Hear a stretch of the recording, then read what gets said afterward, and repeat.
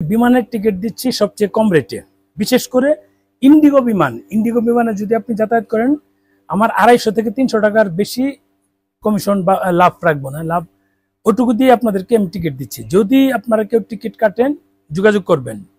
আপনি ঢাকা থেকে চেন্নাই যাবেন, ঢাকা থেকে হায়দ্রাবাদ যাবেন, ঢাকা থেকে বেঙ্গালুরু যাবেন, যদিও বেশিরভাগ কানেক্টিং বেঙ্গালুরু পর্যন্ত। আপনি ঢাকা থেকে দিল্লি যাবেন, ঢাকা থেকে কলকাতা যাবেন, অসুবিধা নেই, টিকিট পাবেন। ঢাকা থেকে মুম্বাইও কিন্তু বিমান আছে, ইন্ডিগো বিমানেরই বেশি আছে। এখন ইন্ডিগো বিমানের টিকিট অন্যদের চেয়ে আমি কম দিব, আপনারা যাচাই করে নেবেন, যাচাই করে দেখবেন।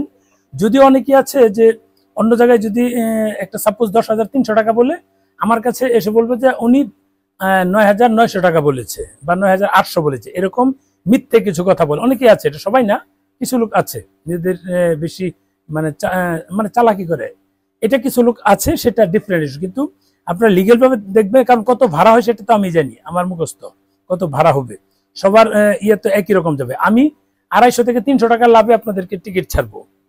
বিশেষ করে ঢাকা চেন্নাই, ঢাকা হায়দ্রাবাদ, ঢাকা দিল্লি, ঢাকা কলকাতা, এই যে টিকিটগুলো, বা ফেরার সময় দিল্লি টু ঢাকা কিন্তু অনেক কমে টিকিট পাওয়া যায়। এখন যদিও একটু চাপ যাচ্ছে, আপনার দিল্লি টু ঢাকা ধরেন এই 5,100, 200, 4,900, 5,000 এর মধ্যে অ্যাভেলেবেল পাওয়া যায়।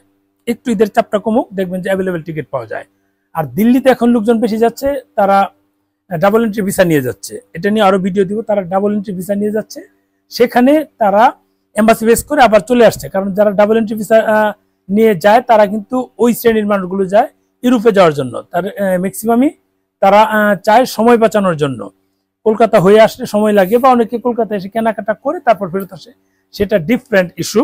কিন্তু নর্মালি সবাই দিল্লি থেকে ঢাকায় চলে আসছে, অল্প টাকার মধ্যে চলে আসছে।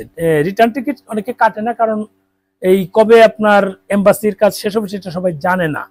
যেমন অনেকে ডাক্তার দেখাতে যাবে, তারা অনেক সময় কবে ডাক্তারের কাজ শেষ হবে, ডাক্তার দেখানো সেটা জানে না।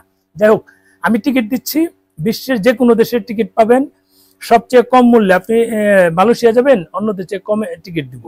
আপনি সিঙ্গাপুর যাবেন, অন্যদের চেয়ে কমে দিব। আপনি থাইল্যান্ড যাবেন, অন্যদের চেয়ে কমে দিব। ফিলিপাইন, ইন্দোনেশিয়া অনেকেই টিকিট নিচ্ছে আমার কাছ থেকে। এই টিকিটগুলো সাধারণত মালয়েশিয়া বা সিঙ্গাপুর কানেক্টিং হয়েছে। আবার ইদানিং গুয়াংজুতে কানেক্টিংটা বেশি হচ্ছে, যারা বিশেষ করে ফিলিপাইন ঢুকছে, বা অন্য দেশের, বিশ্বের যে কোনো দেশের। আপনি ইউরোপের টিকিট কাটবেন বা আমেরিকার টিকিট যেখানে কাটেন, আমি কম মূল্যে আপনাদেরকে মানে কম লাভে টিকিট দিব। এটা হচ্ছে বিষয়। আরেকটা বিষয় হচ্ছে, আপনারা যদি ক্রেডিট কার্ড থাকে এই টিকিটগুলো ইএমআই করে নিতে পারবেন। অনেকে ফোন দিচ্ছে, অনেকে ইএমআই করে টিকিট দিচ্ছে, অনেকের সঙ্গে আমার কিন্তু কমিউনিকেশন হচ্ছে।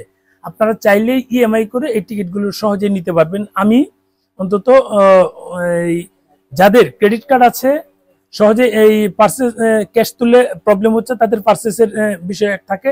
একটা পার্সেসও হলো, প্লাস টিকিট যদি না টিকিট হলো, ইএমআই চান ইএমআই হলো, অথবা আপনার ক্যাশ দরকার, আপনার মাসখানেক পর টাকা জমা দিতে পারবেন, বাট এই মুহূর্তে আপনার ক্যাশ দরকার। এই ক্ষেত্রে কিন্তু আপনারা চাইলে যে ব্যাংকের যে কমিশন আছে সেটা দিয়ে আপনি কিন্তু করে নিতে, এটুকু আমি আপনাদের হেল্প করতে পারি।